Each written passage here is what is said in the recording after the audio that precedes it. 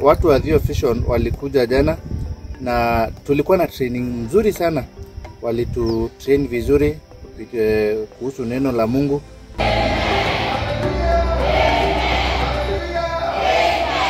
Chombo hichi ambacho tumepewa ni la maana sana, haswa kwa sababu ina lugha tofauti.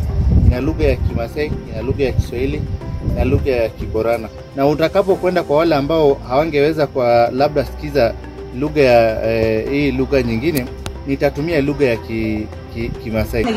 Inaweza saidia wamama wenye hawajasoma kwenye wasikii lugha ya Kiswahili na English, na pia inasaidia watoto wetu. The more you speak about the word of God, the more you get new ideas, new revelations of that word. I know where the book is.